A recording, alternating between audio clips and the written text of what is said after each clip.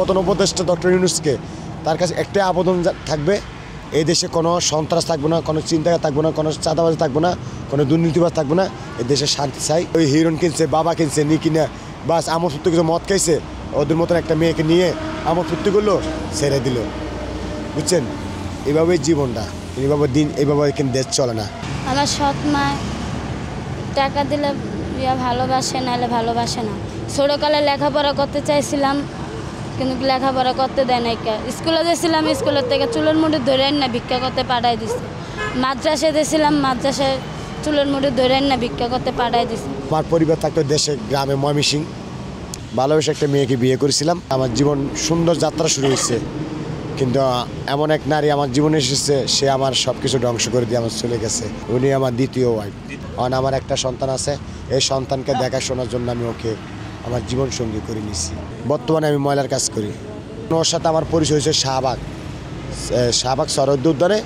কিছু বাজে ছেলেরা ওরে নিয়ে গেছিলো, ওখান থেকে আমি ওকে উদ্ধার করছিলাম। অনেক ছেলের হাত থেকে উদ্ধার করে আমি ওকে বাসায় দিয়েছিলাম। বাসাতে পরে সেই সোনারগামরে ওই যে সিগনালে তাওল ফুল ওগুলো বেচত, আমি প্রায় সময় ওকে দেখতে আসতাম। মানে ওকে খুঁজতে আইয়ে আমি রাস্তায় চলে এসেছি। সরকারের কাছে প্রত্যাশা যে আমাদের হচ্ছে দেশের শান্তি, এই দেশে কোনো সন্ত্রাস থাকবে না, কোনো চিন্তা থাকবে না, কোনো চাঁদাবাজি থাকবে না, কোনো দুর্নীতিবাজ থাকবে না, এই দেশে শান্তি চাই। যে সরকার আসুক না, আমরা চাই একটু শান্তি, বিষয় ডাল ভাত খেয়ে আমরা দেশে বসবাস করতে চাই। প্রধান উপদেষ্টা ডক্টর ইউনূসকে তার কাছে একটাই আবেদন থাকবে, চিন্তায় চুরি রাহাজানি এগুলো যদি দূর করতে হলে তোর আইনের উপর দিয়ে কোনো কিছু নাই। আইনের হাত কিন্তু অনেক লম্বা। আইনের যত বড় অপরাধী হোক না কেন, সে আইন সে শক্তিশালী না।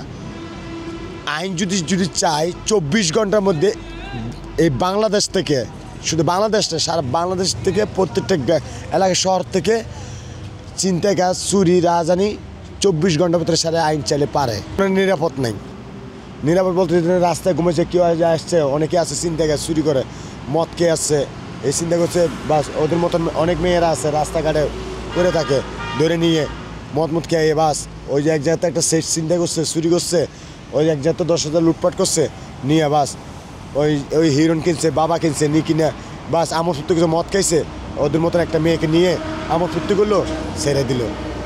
বুঝছেন, এইভাবেই জীবনটা, এইভাবে কিন্তু দেশ চলে না।